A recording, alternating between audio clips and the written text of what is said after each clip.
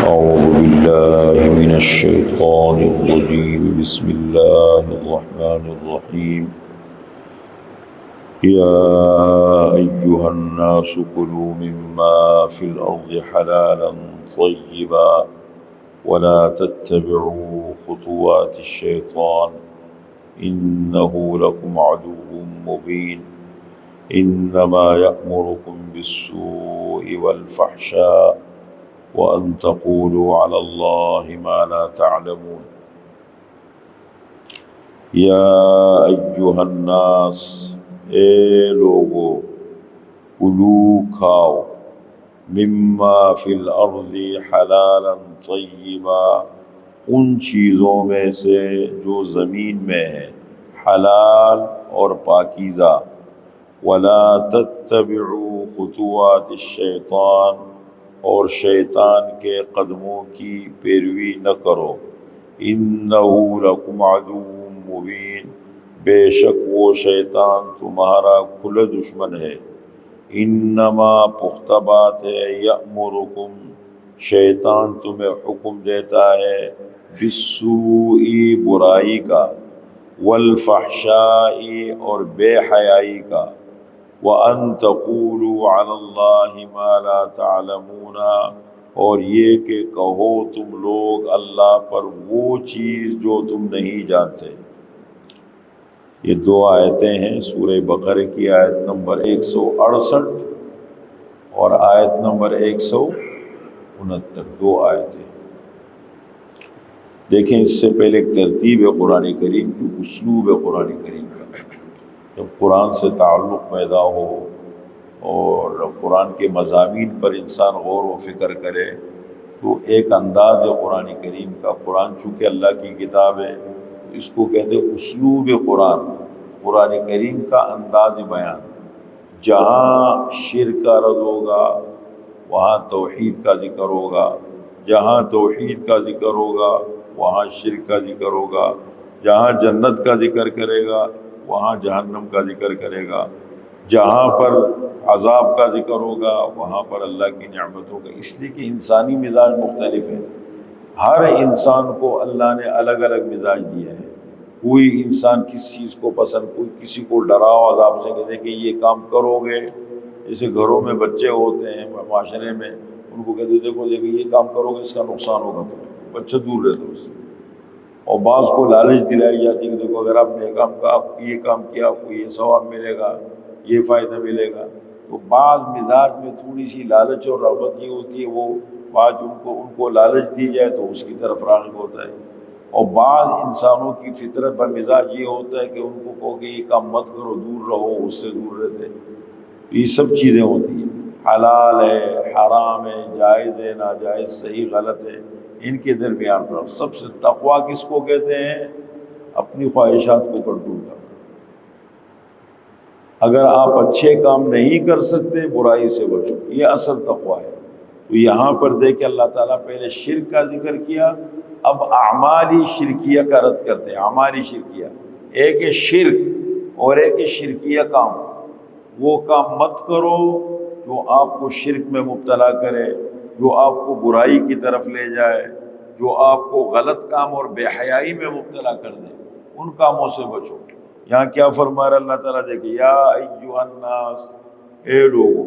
قرآن کریم میں دو قسم کے خطاب ہیں، ایک عام انسانیت کو خطاب ہے، تمام دنیا کے انسان، یا ایھا الناس، اے لوگو، یہ خطاب عام ہے، سب کو خطاب ہے۔ اور ایک خطاب خاص، یا ایھا الذین آمنوا، اے ایمان والو۔ یہ اللہ تعالیٰ کے خطابات ہیں۔ دیکھیں یہاں عام انسانیت کو مخاطب کر رہے ہیں، اس لیے کہ یہ جو حرام ہے اور گندی چیزیں کھانا ہے، یہ ایسی چیز ہے کہ عام انسان بھی کہے گا، معاشرے کے لیے مضر بنے گا۔ عجیب خاصیت ہے کہ ایک آدمی جب حرام کھاتا ہے، پھر ایک آدمی گندی چیزیں کھاتا ہے، اس کی فطرت اور عادت خراب ہونی شروع ہو جاتی ہے۔ پھر بجائے معاشرے کے لیے مثبت بننے کے، وہ منفی بننا شروع ہو جاتا ہے۔ اس کی سوچ، اس کی فکر، اس کی زبان، اس کے کام، اس کی زندگی گزارنے کا طریقہ سارا تخریبی ہو جاتا ہے۔ وہ تعمیر کے بجائے تخریب، انسانیت کی جو قدر ہوتی ہے دلوں میں وہ ختم ہو جاتی ہے۔ انسان سے محبت کرو، انسان کی قدر کرو، معاشرے سے کے ماحول کو صاف کرو، معاشرہ صاف ستھرا رہے، فتنہ مت پھیلاؤ۔ یہ وہ چیزیں ہیں کہ جو بہت اہم، اس میں مین کردار ہے حلال اور پاکیزہ چیزوں کا، بہت بڑا اہم کردار ہے۔ دیکھیں انسان کی زندگی کا خلاصہ قرآن نے کیا پیش کیا ہے؟ ایمان لاؤ اور صاف ستھری پاکیزہ زندگی گزارو۔ اب صاف ستھرا پاکیزی زندگی کے اندر دو چیزیں مین کردار ادا کرتی ہیں۔ ایک آپ کا روزگار، کھانا پینا، اپنی روزی کو حلال کرو۔ نمبر دو، نکاح کر کے زندگی کو پاک صاف ستھرے طریقے سے گزارو۔ یہ دو اہم چیزیں ہوتی ہیں، ایک انسان کی اپنی زندگی پاک ہو اور دوسری بات انسان کا روزگار حلال ہو۔ یہ بہت اہم چیزیں ہیں۔ جب زندگی پاک، آپ کا دماغ پاک ہو، آپ کی آنکھیں پاک ہو، دل صاف ہو، روح صاف ہو، خود کو بھی سکون ملتا ہے اور معاشرے کے لیے بھی انسان ایک نعمت بن جاتا ہے، زحمت نہیں بنتا۔ فرمایا یا ایھا الناس، اے لوگو، کلو کھاؤ، مما فی الارض، ان چیزوں میں سے جو زمین کے اندر ہے، اپنے پیدا کیے۔ بہت ساری چیزیں اللہ نے بنائی، کچھ کو اللہ نے حلال کیا ہے، کچھ کو اللہ تعالیٰ نے حرام کر دیا ہے۔ تو جو چیزیں زمین کے اندر ہیں ان میں سے کھاؤ، لیکن حلالن، حلال، طیباً، پاکیزہ۔ حلال کس کو بولتے ہیں؟ جس کو اللہ نے حلال قرار دیا کہ یہ حرام نہیں ہے، یہ تم استعمال کر سکتے ہو۔ ایک ہوتا ہے نا حرام مت کرو، اور ایک ہے حلال، اور اس کے ساتھ دوسری قید لگا دی، طیباً، پاکیزہ، صاف ستھری چیزوں۔ بعض چیزیں حلال ہوتی ہے لیکن پاکیزہ نہیں ہے، صاف ستھری چیزیں نہیں ہیں۔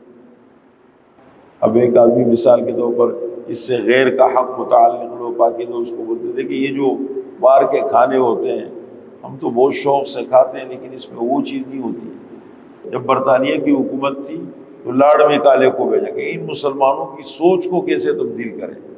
تو اس نے جب 3 سال تک پورے بر صغیر کا دورہ کیا تو اس نے ایک عجیب بات کہی، کہتے میں اس ملک کے طول و عرض میں گھوما ہوں، ہر جگہ گیا ہوں، میں نے اس قوم کو بہت اعلیٰ اخلاق کے مطابق پایا ہے کہ اخلاق بہت اچھے ہیں، بہت اچھی۔ وہ الگ بات ہے کہ قانون نہیں ہے، اصول نہیں ہے، کیا نہیں، لیکن یہ بہت یعنی باکمال قوم ہے۔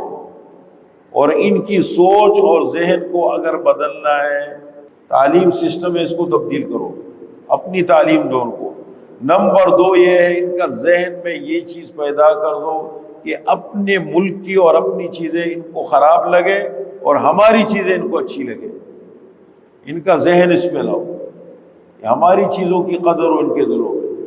یہ چیزیں ہوتی ہیں نا، اب دیکھو آہستہ آہستہ، اب یہ جب ایک آدمی حلال اور حرام کا تصور نہیں کرتا، وہ تاتاریوں نے جب حملہ کیا مسلمانوں پر، بادشاہ کو مارا، وزیر نے غداری کی، مل گیا تاتاریوں کے ساتھ، اور پھر جب ان کو قتل کا موقع آیا کہنے لگے، وہ ہلاکو خان کو کہنے لگے اس کو قتل مت کرو۔ ہلاکو خان آیا تھا نا چنگیز خان کی طرف سے، یہ قتل مت کرو، کہ کیا کرے؟ کہنے لگے اس کو کھال میں بند کر کے مارو۔ یعنی وہ چونکہ وزیر تھا، آپس میں جب کلش چل رہی تھی جیسے ہمارے ہاں آپس میں بغض ہوا تھا، وہ اس نے کہا یہ جو آدمی مشورہ دیتے نا وہ کام بہتر کرتے، وہ یہ تم کرو۔ اپنے ہی وزیر نے اپنے بادشاہ کو کیا کیا؟ مسلمان اس کو قتل کیا۔ جیسے فارغ ہو گیا، قتل ہو گیا، تاتاریوں نے بولا اس کو قتل کرو۔ کہنے لگے جو اپنوں کا وفادار نہیں ہے وہ ہمارا وفادار کیسے ہو سکتا ہے؟ یہ بہت اہم چیز ہوتی ہے۔ تو یہ دیکھیں جب اپنے گھر کی چیزیں انسان کو اچھی نہیں لگتی، بسا اوقات فطرت اتنی خراب ہو جاتی ہے، ہمارے یہ بچے ہیں، یہ چھوٹے ہیں، باہر کے کھانوں کے اتنے عادی ہو جاتے ہیں، باہر کی چیزیں اتنے شوق سے کھاتے ہیں۔ ایسے بچے دیکھیں گھروں میں کہ جو گھر کی چیز کو ہاتھ نہیں لگاتے،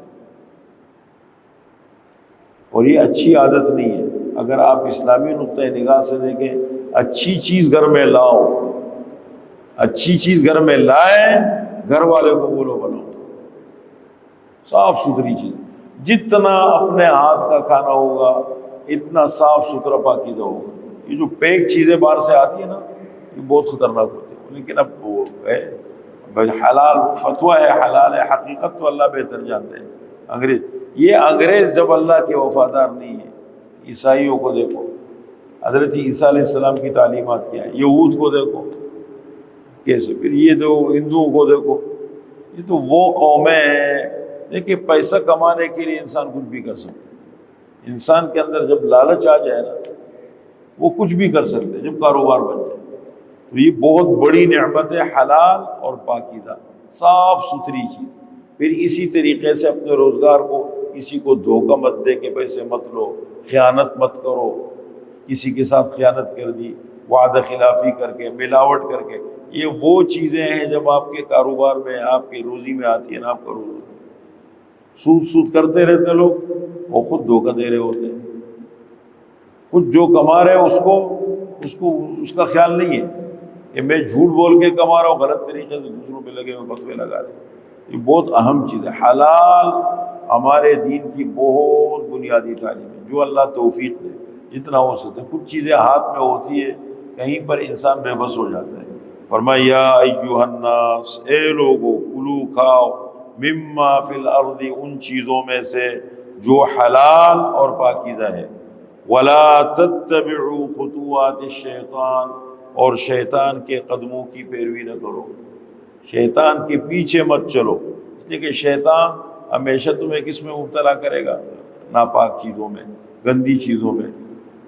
ہمارے ہاں بزرگوں میں ایک معمول ہے کہ جو بہت زیادہ ذکر و اذکار کر لیتا ہے، حد سے آگے بڑھ جاتا ہے اور پھر اس کا دماغ خشک ہو جاتا ہے، تو کہتے ہیں اس کو باہر کے کھانے کھلاؤ، باہر کی چیزیں کھلاؤ۔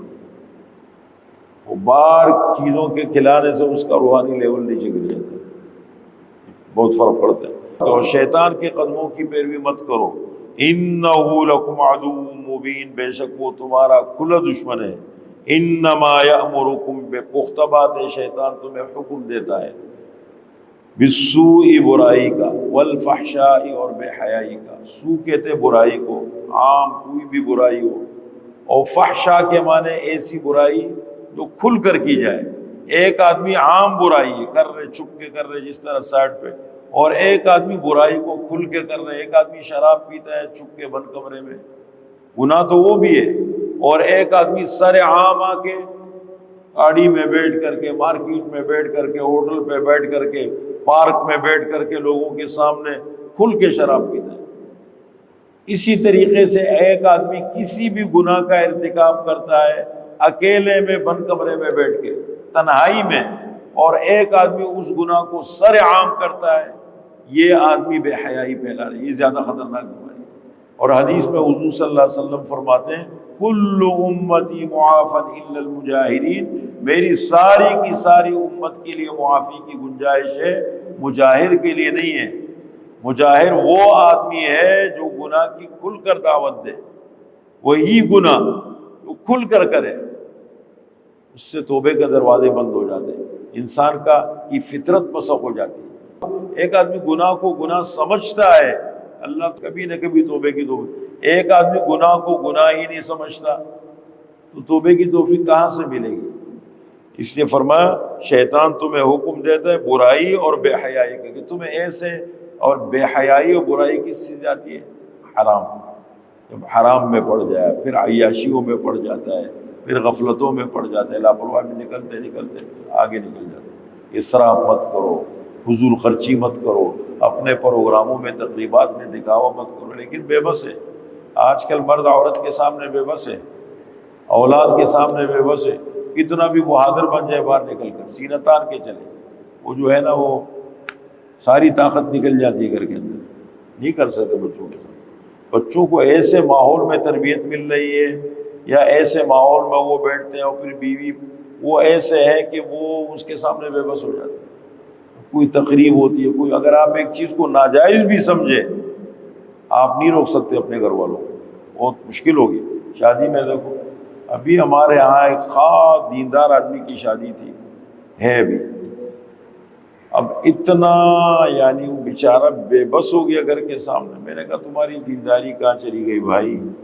علماء کی مجلسوں میں بیٹھنا کہاں چلا گیا؟ وہ دینی کورس کرنا وہ تمہارے کہاں چلی گئی چیزیں؟ بے بس ہو گیا بیچارہ. پورا گھر ایک طرف ہے، جو دل چاہے اس سے منواتے ہیں. یہ جوڑا لینا ہے لے رہے، نہیں کر سکتے بے بس. یہ چیزیں آ جاتی ہیں جب اتنا آپس میں تعلق کمزور ہو جائے کہ ماں باپ اپنی اولاد کو سمجھا نہ سکے، ان کو بہترین رہنمائی نہ دے سکے، تو اس کا مطلب معاشرہ کہاں چلے گی؟ بہت کمزوریاں ہیں. فرمایا شیطان تمہیں حکم دیتا ہے برائی کا اور بے حیائی کا، وَأَن تَقُولُوا عَلَى اللَّهِ مَا لَا تَعْلَمُونَ، اور اس بات کا حکم دیتا ہے شیطان تمہارا یہ ذہن کہ تم اللہ پر وہ باتیں کرو جو تم نہیں جانتے. بے لگام زبان، جو دل میں آیا بول دیا، جو زبان پہ آ گیا بول دیا. بھائی تمہیں سمجھ نہیں ہے تم کیوں دین کے معاملے میں بولتے ہو؟ اور یہ میڈیا تو شیطان کا وہ ہے جا رہے، وہ بے حیائی بھی پھیلا رہے ہیں. اور دیکھو اللہ کے بارے میں ایسی بات ہے، یہ میسیجوں کے اوپر. بھائی جب تمہیں سمجھ نہیں، تمہیں زیادہ خود تو دین پر صحیح چلتے نہیں ہیں، دین کی صحیح سمجھ ہے نہیں، اور ہر بات کو اٹھا کے پھیلا رہے ہو تم، اور اس کو ثواب سمجھ رہے ہو. کسی نے کہہ دیا کہ بس فلاں یہ کام کر دیا اور اس پہ اتنا ثواب ملتا ہے، اس نے پھیلانا شروع کر دیا. تحقیق تو کرو یار. یہ چیزیں بہت زیادہ آج کل تو معاشرے میں بہتر، یہ جو میسیجز ہم آگے پھیلا رہے ہیں، یا اسی طریقے سے مثال کے طور مجلسوں میں بیٹھ کے غیر ضروری فضول گفتگو کرتے ہیں. ٹائم نہیں ہے بیچارے کے پاس، اپنے ٹائم پاس کرنے کے لیے یہ بھی فضول باتیں کرتے رہتے ہیں. جب دین کی سمجھ نہ ہو، دین کے بارے میں نہ ہو، غیبت سے بچو. تو شیطان کیا چاہتا ہے کہ تمہیں برائی میں ڈال دے، تمہیں بے حیائی میں مبتلا کرے، اور تم اللہ کے بارے میں، اللہ کے دین کے بارے میں ایسی باتیں کرو جس کا تمہیں خود پتہ نہیں ہے.